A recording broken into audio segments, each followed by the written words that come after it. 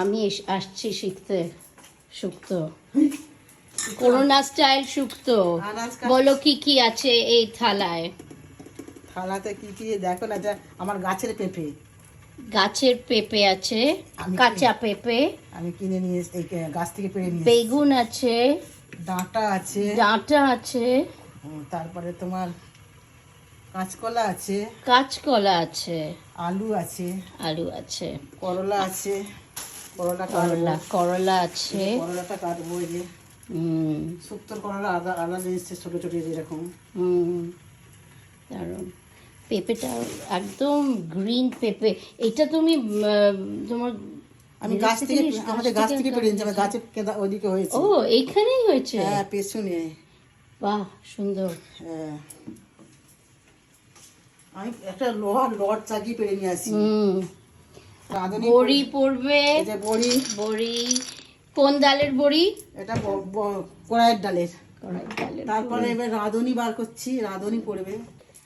ভাজা মশলা, রাঁধুনি, আদা। আর ফোড়নটাতে কি দাও? ফোড়নটা এই দেবো, 5 ফোড়ন, 5 ফোড়ন, তেজপাতা। তেজপাতা এখন এইভাবে কাটে। হ্যাঁ, এই দেখো আমি কেটেছি। কেন বেশি তিতো হয়ে যাবে, বেশি ছোট ছোট করে দিলে না মিশে যাবে এর মধ্যে। এটা আমি সাজিয়ে দিচ্ছি, তুমি শুধু যা ভিডিও করলে বুঝতে পেরে যাবে।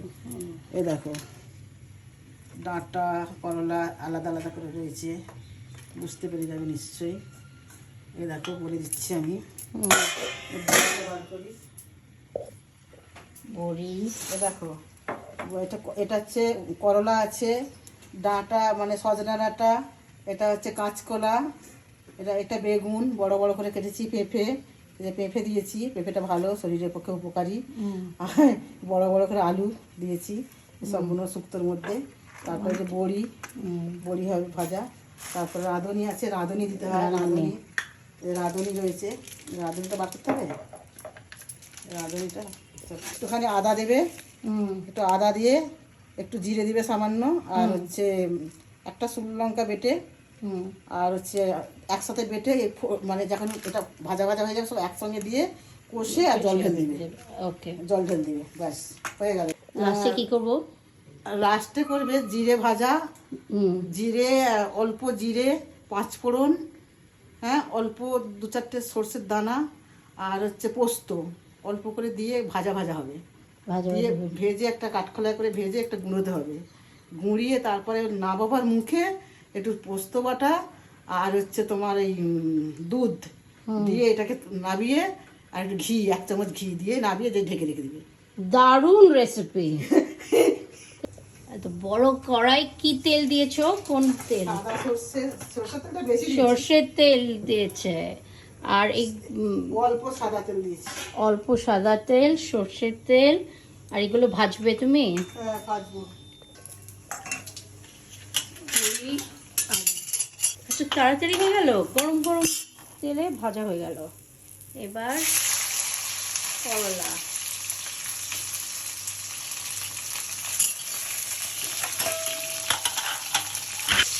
একটু নুন দিয়ে দিলাম। কেন দিলাম নুন? তিতোটা কম হয় নুন। আর সামথিং এলস টু পুট, হলুদ, হলুদ দিলে না? একটুখানি হলুদ। এই যে আমরা কি বাটছি, একটুখানি কাঁচা লঙ্কা, একটুখানি দিয়েছি শুকনো লঙ্কা দিয়েছি, শুকনো লঙ্কা, কাঁচা লঙ্কা, আদা, আদা বেটে রাখছি।